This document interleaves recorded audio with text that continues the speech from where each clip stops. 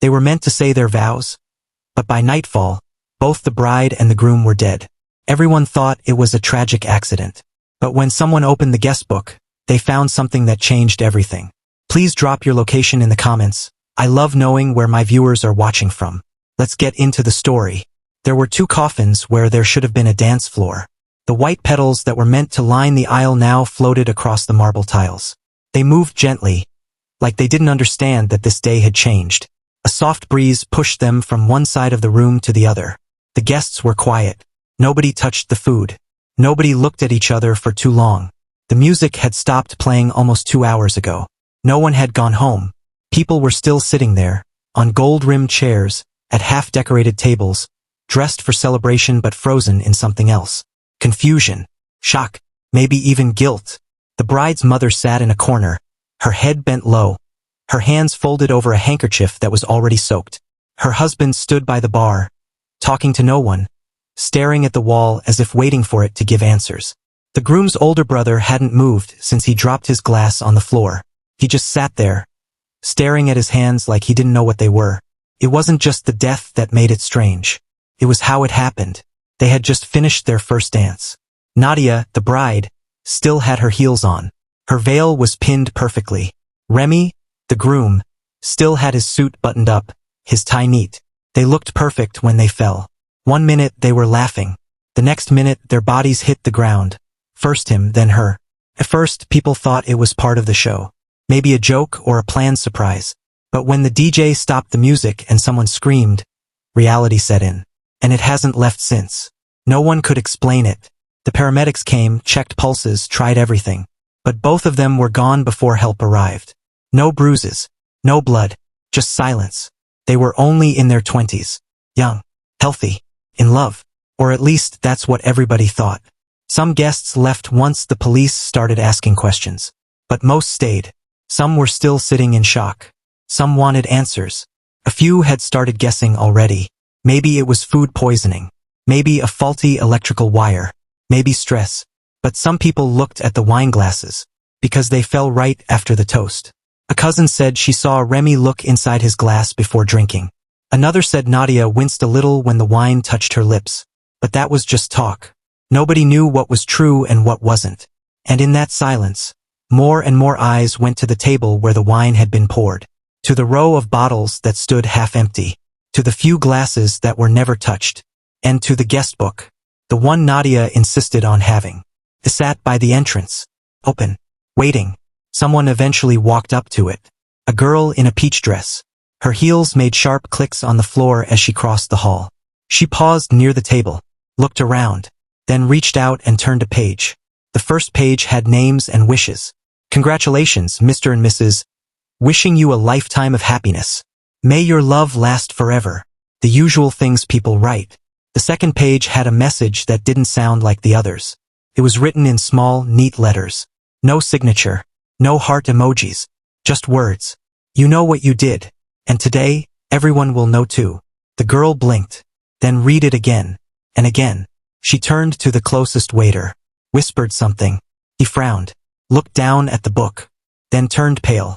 Within minutes, the message had reached the bride's mother. Then the groom's father. Then the police. From there, everything shifted.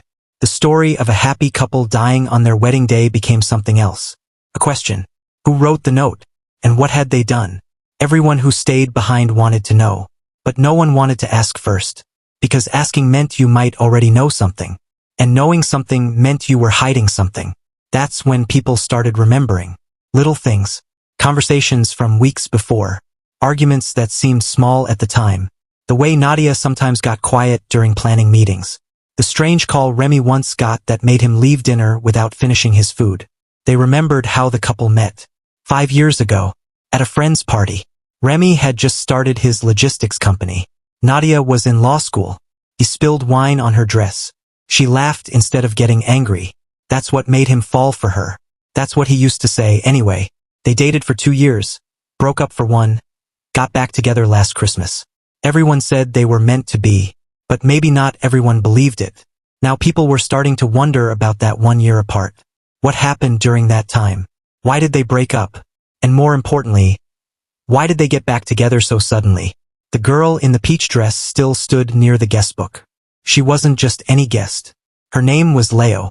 She used to be Remy's girlfriend, before Nadia, and she hadn't smiled once since she got to the wedding. She just kept watching. Even when the police carried out the wine bottles. Even when guests whispered as they packed their bags. Leo didn't move. Her eyes stayed on that guestbook.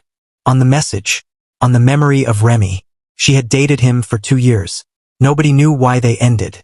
She never talked about it. Just told people it wasn't working. But something had changed after that. Leo stopped going to events. She deleted her social media. Focused on work. Avoided weddings. When she got the invite to Remy's wedding, everyone was surprised she came. But she had her reasons. And she wasn't the only one with history. Nadia had secrets too. A few of her classmates from law school sat at table 9. They were talking quietly now, heads close, trying not to be heard. One of them, Tommy, leaned in and said, "Remember that guy Nadia dated just before she got back with Remy?" The older one, "Mr. Yemi," the other said. "That man gave me chills. Didn't he threaten her?" She never said, but she changed after that. Started locking her room even when we were home. She used to sleep with her phone under her pillow. You think he could have done this? I don't know, but I wouldn't put it past him. The conversation stopped when a police officer walked past. But the thought didn't leave. It grew. And it spread. Because Nadia and Remy weren't perfect. They were two people trying to build something with a lot of cracks underneath. And now, with both of them gone, the cracks were starting to show. One by one. That's how the stories started to come out. Quietly. Cautiously. Like people were testing the air before speaking. But once it began, the stories didn't stop. And somehow, most of them led back to the same thing. Another woman. Not Leo. Not someone anyone could name right away. Just someone else. She wasn't at the wedding, someone whispered at table 5. But I remember seeing her at Remy's office a few times. Who? A woman with small eyes and red lipstick. Always wore long sleeves, no matter the weather. Nobody had her name. But someone else said they remembered a photo. From a birthday party last year. Remy was there, standing next to a woman who didn't look like Nadia. Someone had zoomed in on the picture and noticed the woman's hand was holding Remy's jacket. Gently. Like they were close. People said it could have been a cousin. Or a coworker. But that didn't feel right anymore. Now, people were going back to their phones. Scrolling through old pictures. Looking for clues they never cared about before. And slowly, a story began to take shape. Maybe Nadia knew. Maybe she didn't. But either way, Remy had been seeing someone else. And that someone was angry enough to leave a message in a wedding guestbook. Meanwhile, Leo still hadn't left. She had moved from the guestbook to the edge of the dance floor, sitting alone on one of the chairs with her hands folded in her lap. Her eyes were calm, but her shoulders were stiff.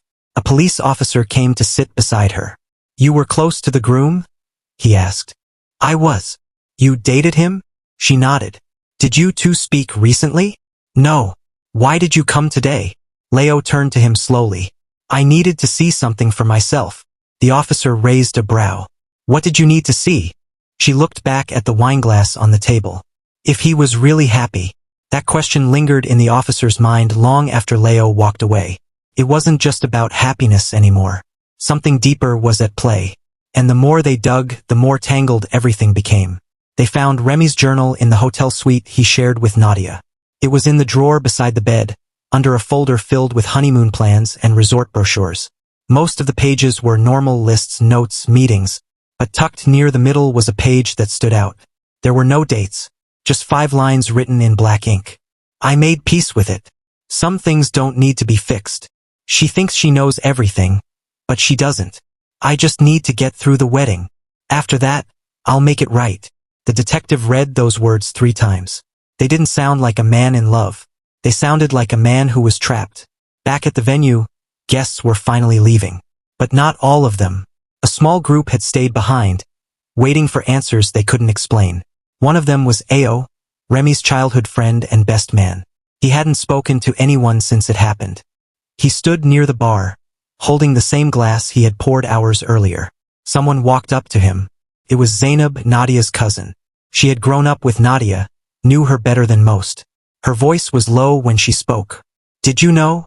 "Know what?" "That he didn't want to marry her." Ao looked at her carefully. "Don't say that." "But it's true, isn't it?" He didn't reply. She stepped closer. She told me something. The night before the wedding. What did she say? She said if it weren't for the baby, there wouldn't be a wedding. Ao stared at her. Nadia was pregnant? Zainab nodded once. She hadn't even told her parents yet. That line shifted the mood again. It felt like dropping a stone in still water. Waves began to ripple fast. Because if Nadia was pregnant, then this wasn't just about a wedding. This was about a life that didn't get the chance to begin. And it made everything feel heavier. The news reached Nadia's sister, Amaka, within the hour. She had been sitting alone in the dressing room, holding Nadia's shoes in her lap, as if she wasn't ready to let go. When someone came to tell her, she stood up so quickly the chair behind her tipped over. No, she said. That can't be true. But then she paused, and the silence told her it could be. Because Nadia had been quiet these last few weeks. She had been emotional, tired, sometimes even distant. Amaka thought it was just wedding stress. But now she wasn't sure. She went straight to the detective. I want to see her phone, she said. We already collected it, the detective replied. Then I want to read her last messages. I'm her sister. I have the right. The officer hesitated, then nodded. They opened the phone together. The last message she sent was not to Remy. It was to herself. A voice note, less than 10 seconds. Nadia's voice, low and calm. If anything happens to me, ask Ao about what we found on the laptop. The detective froze. Amaka looked at him, her face pale but steady. You heard that, right? She said. He nodded slowly. They didn't waste time. Ao was still at the venue, still standing by the bar, still holding that same untouched drink. The detective walked straight up to him. Ao, we need to talk. Ao blinked, as if waking up from a long daze. He looked at the detective, then at Amaka, then back again. What is this about? The detective didn't waste words. Nadia sent herself a message. She said we should ask you about what was found on the laptop. Ao's face didn't change right away, but his fingers curled tightly around the glass. Then he placed it down slowly and said, Not here. They stepped into the kitchen. The staff had all cleared out. Half-eaten plates were stacked on counters. A cake sat untouched in the corner, the frosting beginning to melt. Ao leaned against a metal table and folded his arms. She found something, he said quietly. Last week. What was it? A folder. On Remy's old laptop. One he thought he had deleted. But the system had backed it up. What was in the folder? Videos. Voice recordings. Screenshots. Things Remy had saved from years ago. From who? From Leo. The detective raised an eyebrow. His ex. Yes, but that's not the full story. Ao took a breath. Remy recorded every conversation he had with Leo. He kept her photos, screenshots of their chats, even after they broke up. Why? He said it was for safety, in case she ever accused him of anything. He thought she was unstable. Amaka stepped forward. But why would Nadia be scared of that? Because the recordings weren't just about Leo, Ao replied. Some were about Nadia too. The air in the kitchen felt colder now. Amaka looked confused. But Nadia didn't even know Remy back when he was dating Leo. She didn't, Ao said. But some of the recordings were more recent. Things he saved during arguments. Conversations he pretended to forget. Stuff he told her was off the record. But he kept them. Why would he do that? The detective asked. He didn't trust anyone. Ao rubbed his face with both hands. Remy had this habit. He believed love was like business. Keep receipts. Cover yourself. He never really let go of control. The detective leaned against the wall. And what did Nadia plan to do with the folder? She told me she was going to confront him, but not until after the wedding. Why wait? She said she needed to be sure. Amaka was shaking her head slowly. That doesn't sound like her. I think she was afraid. She said something wasn't adding up. That maybe he wasn't marrying her for the right reason. The detective's voice grew quieter. Was it about the pregnancy? Ao hesitated. I don't think it was just that. He reached into his jacket and pulled out a folded piece of paper. She gave me this the night before the wedding. Told me not to open it unless something went wrong. He handed it to Amaka. She unfolded it with careful fingers. Inside was a short handwritten letter. If this reaches you, then something's already happened. I didn't want to believe Remy could hurt me, but I can't ignore the signs. If I'm wrong, I'll burn this. But if I'm right, check the green bottle. Amaka looked up. What green bottle? Leo's eyes widened. That must mean the wine. Amaka and the detective exchanged a glance. Then both rushed out of the kitchen.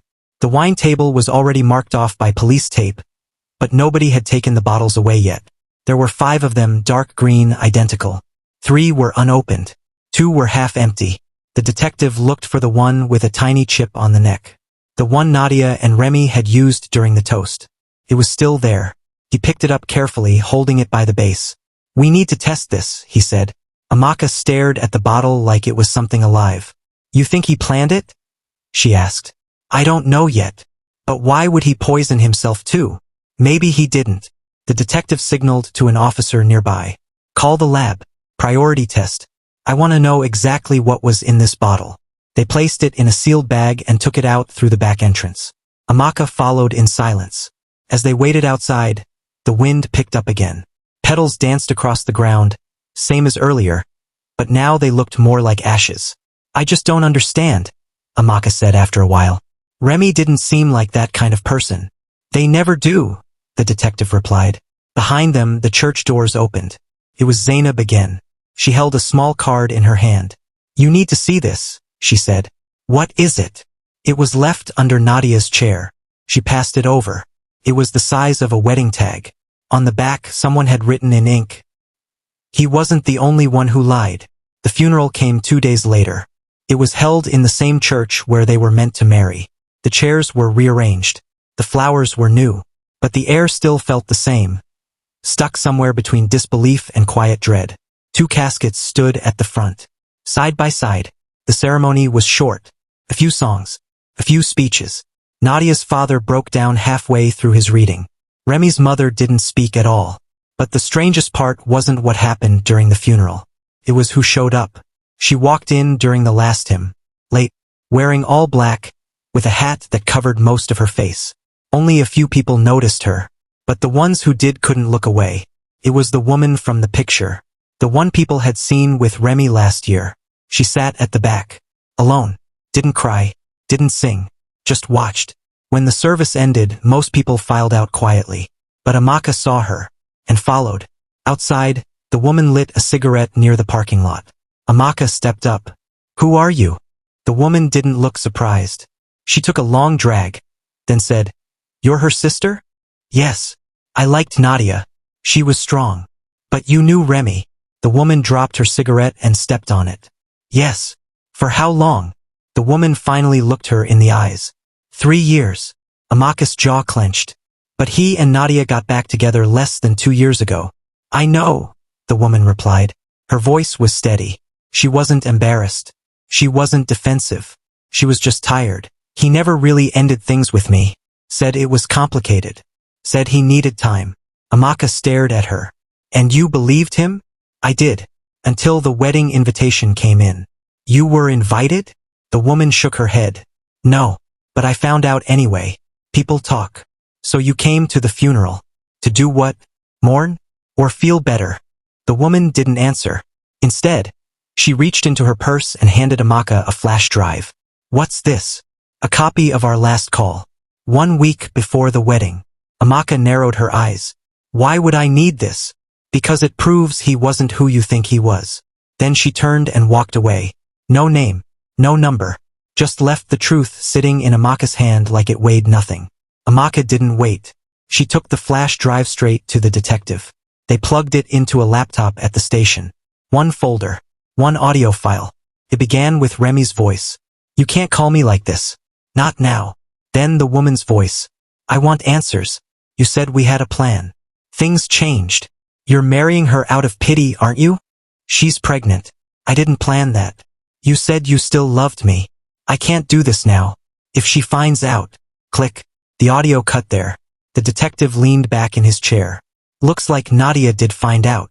And if she found out just before the wedding, then maybe she hadn't planned to go through with it at all. But someone made sure she did. That thought wouldn't leave Amaka's mind as she walked through Nadia's room later that night. Everything was still in place.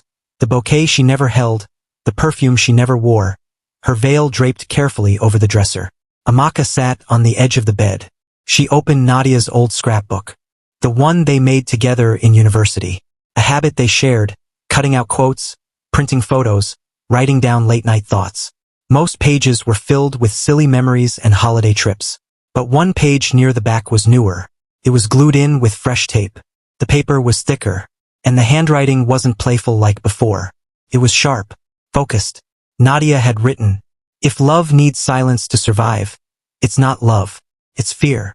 Beneath that, she had taped a small photo of herself and Remy.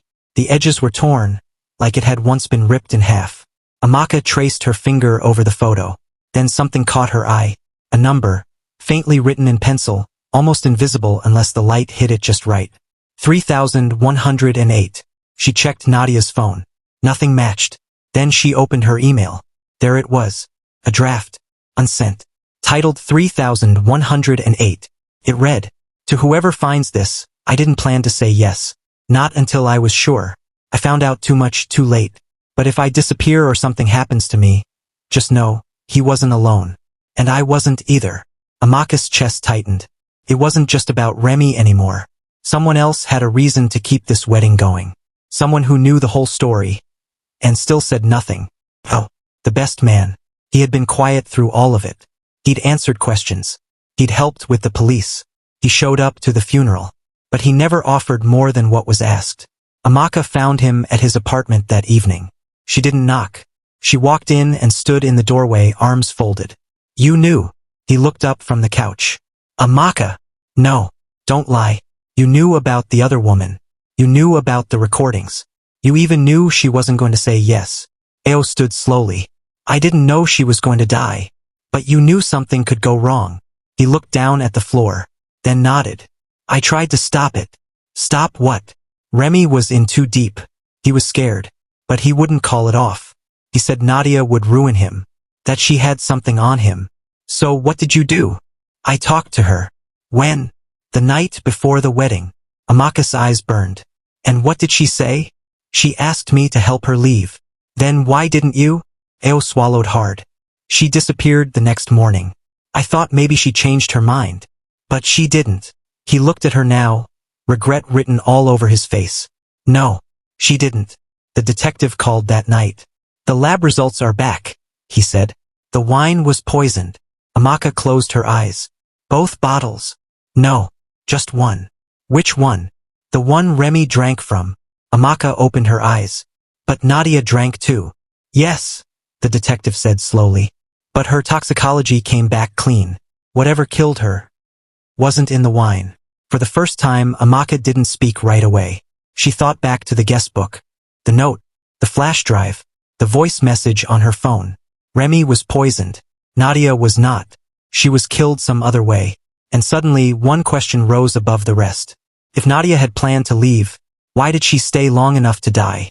That question led the detective back to the one person who had seen everything and said the least, the waiter. The young man who had poured the wine, cleared the plates, and stood quietly near the stage when everything happened. His name was Daniel. He was 19, hired for the weekend by the catering company. He'd been working double shifts just to cover his school fees. Nobody had really noticed him that day except the bride. The detective found him the next morning at home. His mother opened the door. His shirt was still wrinkled from the night before. "You were at the wedding?" the detective asked. Daniel nodded. "Do you remember anything unusual?" Daniel hesitated. Then he said, "Yes." The detective leaned in. "Go on." "I saw her go outside. The bride." "When?" "Right before the toast." "Was she alone?" "No. She went with the best man." "Ao?" Daniel nodded. They were arguing. Not loud, but tense. She kept saying, "I'm not doing this. I'm not." Then he said something, and she froze. "What did he say?" Daniel looked down. He said, "If you walk out now, you'll never see your sister again." The detective's mouth went dry. "You're sure?" Daniel nodded again. She looked afraid. Then she went back inside. The detective played that line over and over in his head. Amaka, the sister. Had Nadia been threatened? He returned to Ao's apartment, this time with backup. Ao didn't resist. He was already waiting. "I was trying to protect her," Ao said. "But I messed everything up." "Protect her from what?" the detective snapped. "She had dirt on Remy's company," Ao said quietly. Financial reports. A client list she wasn't supposed to have. It could have landed him in prison. And she planned to leak it. So you poisoned him? No, I didn't know about the poison. I swear. I just wanted to stop the wedding. The detective didn't blink. You threatened her sister?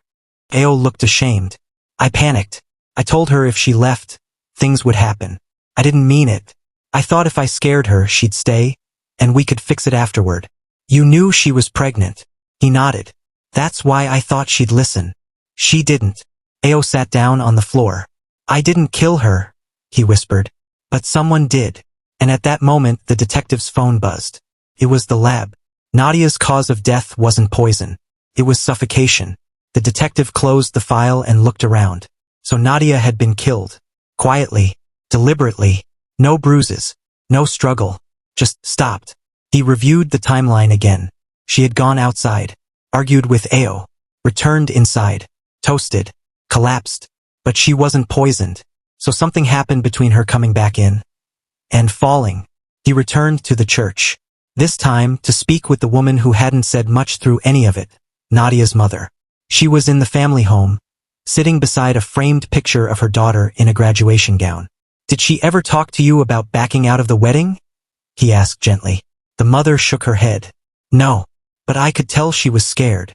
Scared of what? She looked up slowly. Being alone. Being judged. Letting people down. The detective nodded. Did you see her after she came back inside from the argument with Ao? The woman frowned. Yes. She went into the dressing room.